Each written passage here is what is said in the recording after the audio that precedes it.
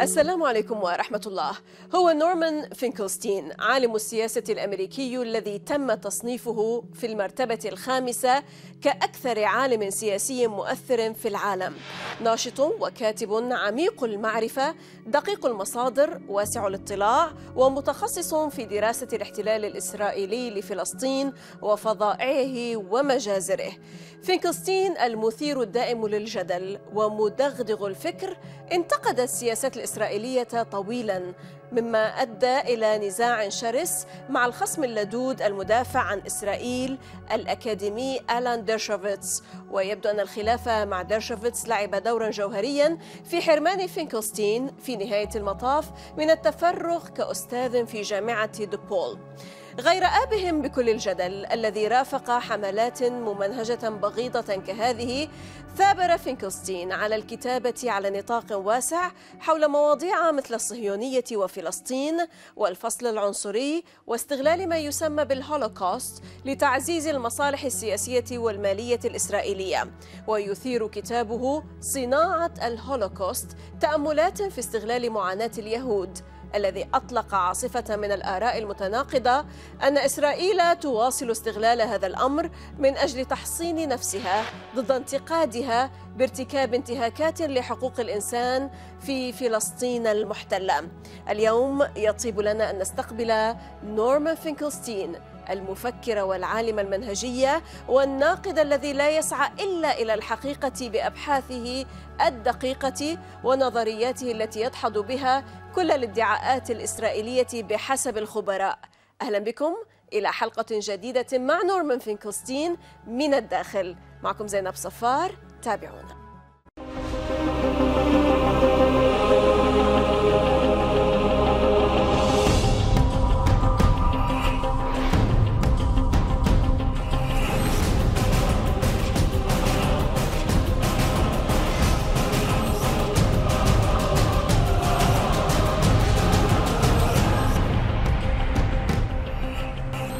A very special guest from New York City, Professor Norman Feinstein, political scientist and intellectual author.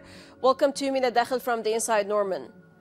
Well, thank you for having me. It's always a treat for me to speak to Lebanese audiences and also to the Arab audience in general. Right, pure pleasure to have you. Allow me in this part to focus on Norman, the thinker, the researcher and the writer. In the list of the most influential people in political science for the years between 2000 and 2020, you ranked number 5. Yet your academic career has gone up in flames. Why couldn't you play the academic game? And why are you not allowed to teach, Norman? I got my degree from Princeton in Princeton University, the politics department, in 1988. I was never able to find a full-time job. I came close between the years 2000 and 2006. I was on what's called a tenure track job, but at the end I was stopped. And then from 2007 till today, I was unemployed. Why? I was not just unemployed, I was unemployable. That is to say, nobody would consider hiring me. Now, you asked the question, why?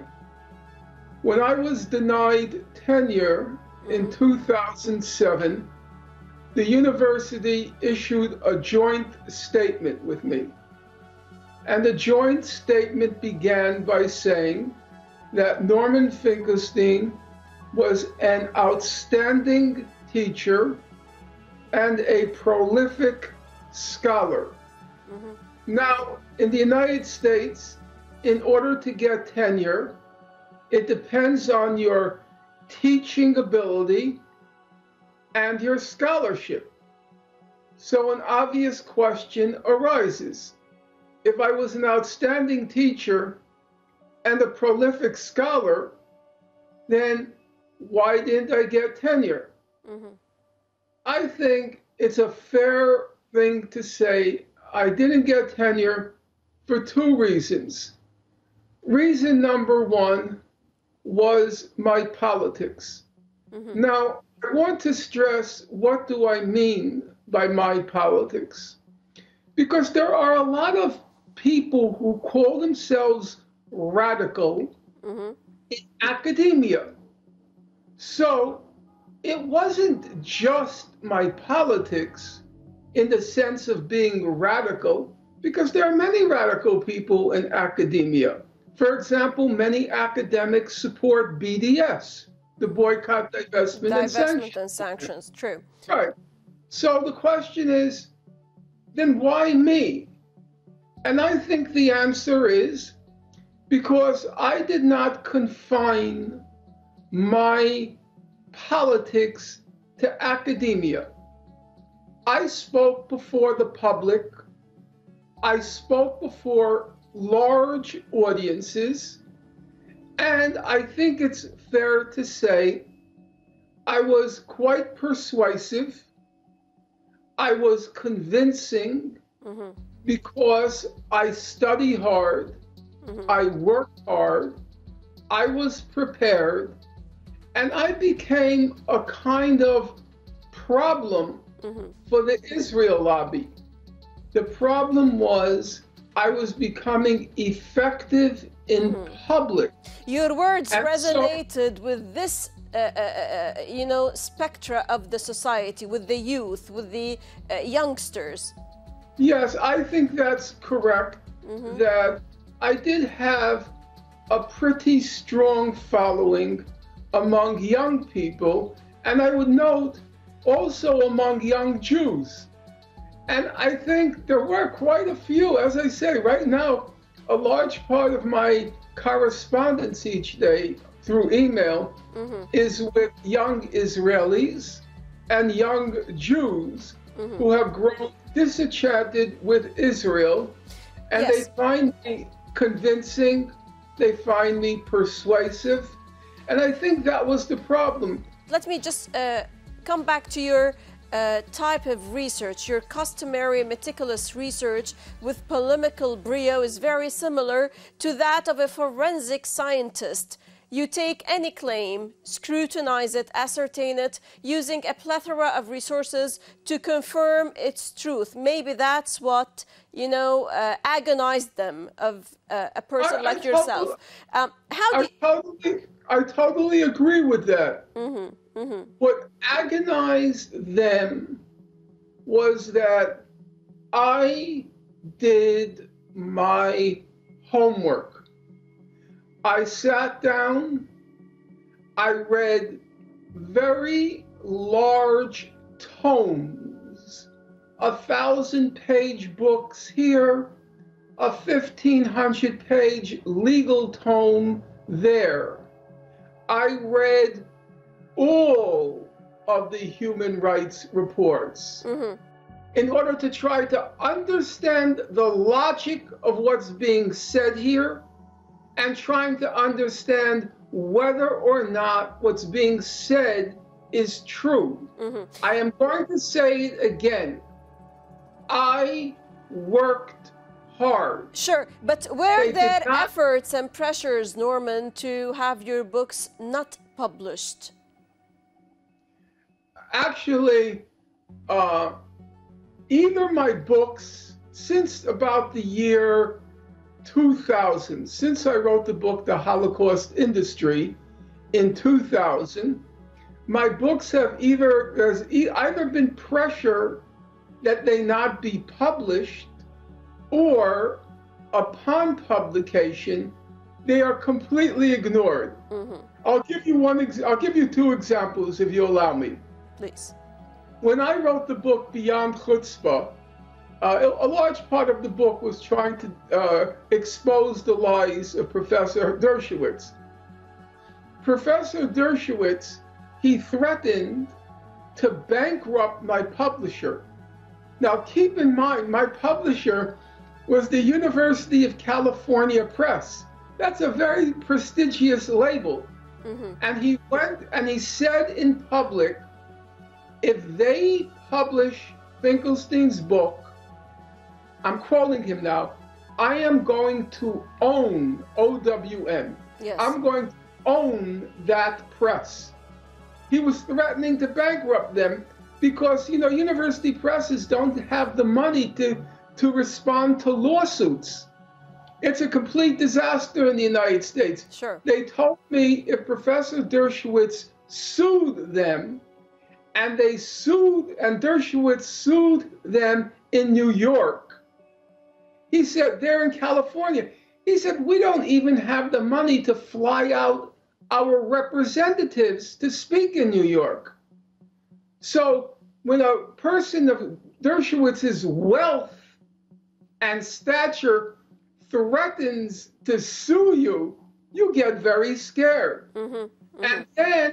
And then he went, he then went to the governor of California, Arnold Schwarzenegger. You may remember him as the actor. The actor. Went to Arnold Schwarzenegger, and Arnold Schwarzenegger was, as the governor, he was responsible for the University of California Press. Mm-hmm. And he went to the governor to ask the governor to suppress publication of the book. That's in writing. It's in writing. He denied it, Professor Dershowitz, but then somebody showed the letter. Mm-hmm. He tried to use the governor to stop publication of the book. Sure. Now, one other example. In 2018, not a long time ago, I came out with what I consider my magnum opus. Mm-hmm. The best thing I've ever written period. Mm-hmm. It was called Gaza, an Inquest into Its Martyrdom. It also came out from the University of California Press. Now, here was the coincidence. My book on Gaza came out exactly as the Great March of Return began in Gaza. Mm-hmm. And the Great March of Return had a lot of news coverage at the beginning. Mm-hmm. Mine was the only book on what had been done to Gaza that then inspired the people, the conditions inspired them to engage in nonviolent civil resistance. My book did not get a single mainstream review. Mm-hmm. Nothing. Mm-hmm. Like it never happened. Yes. It never happened. Yet all this, Norman, did not stop you. And what is so fascinating about you is how you are able to recruit many young people whom you describe in your acknowledgements as your phalanx of faithful friends and comrades who play devil's advocate against your reasoning, who proofread the text and select evocative photographs to complement the text. In your quest for not leaving no stone unturned, and on a personal level, Norman, who were your biggest influences? What are the achievements you are most proud of, and what are your biggest disappointments? Well, my biggest influences would have to be, first, my parents, and in particular, my late mother. My parents passed through the Nazi Holocaust. So, growing up, my parents had very deep convictions about racism and about war. And they passed on those convictions to me. And they also passed on to me the importance of not being silent in the face of injustice. Mm-hmm. That was a big moral influence. And then there was the intellectual influence, and that was clearly Professor Noam Chomsky, who I came to know at around age 30, and he became the person through whom I came to understand how you make an argument that's both passionate and reasonable at the same time. That's a very hard thing to do. How to find the right balance between the heart and the mind. Because I wanted to convince, I wanted to persuade, but I didn't want to intellectualize. I didn't want to turn it into an academic debate, because this is not about particle physics. It's not about molecular biology. It's about real human suffering and agony and anguish, and for many, it's about death. And that's different from a laboratory. It's different from a physics lab. Sure. What about your achievements, Dr. Norman? How to find that balance between the heart and the mind. The mind and the heart. And Professor Chomsky, he presented an example of how to do that. Right. And I studied it very closely. I think sometimes I knew his books better than he did. I read them 4 times in order to try to understand how do you formulate that argument. Let me just give you one illustration. My book is called, not my last, but as I said, I think my best book, Gaza, An Inquest into Its Martyrdom. Now, if you look at the subtitle was very carefully constructed by me. I said, inquest, that's something that a scientist or a medical doctor engages in, an inquest. But then I said, an inquest into its martyrdom. That's about human suffering, human anguish, human agony, and death. And I wanted that balance in the subtitle. One professor, who you probably even know by name, but I won't mention it, he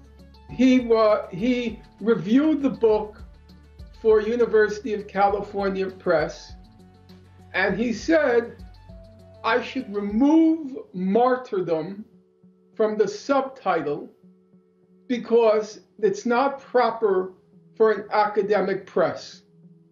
And that's actually true. It isn't proper for an academic press, but it is proper for what I'm trying to do with my life. I don't want to just be an academic. I want to maintain the highest standards of scholarship. So this is your achievement, Dr. Norman. What about your disappointments, briefly, if I may ask? I'll tell you, I can give you a brief answer. Many people think I am impulsive. Many people think that I sometimes say things without first deliberating on them. I will tell you frankly, that's not true. I'm actually very deliberative. I think through every moment when I know something critical is at stake. And so at each point in my life, when I knew that trouble was coming, if I gave the wrong answer, I thought, and then gave the answer, which did cause me trouble, but it was the answer I wanted to give. I will give you one example which is meaningful to you and meaningful to your audience. As I said, I came up for tenure in 2007 at DePaul. in 2006 was the Lebanon War, Israel's invasion of Lebanon. Now, I was in a demonstration, was in July. Was the, I think the war was 34 days, right? If my memory is right. 33 days. 33 days. I was in a demonstration in New York opposing the Israeli attack on Lebanon.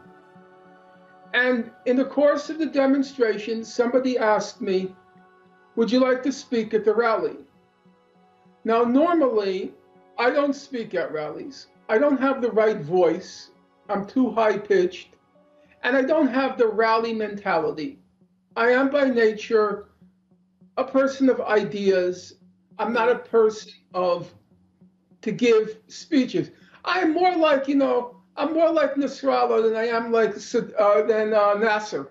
If you get my point. Yes, I'm much more like Syed Nasrallah than I am like Gamal Abdel Nasser. Sure. Okay? So, but I agreed to. Now, that morning, the U.S. Congress passed a resolution that said we are now all in support of Israel, or we are now all Israelis.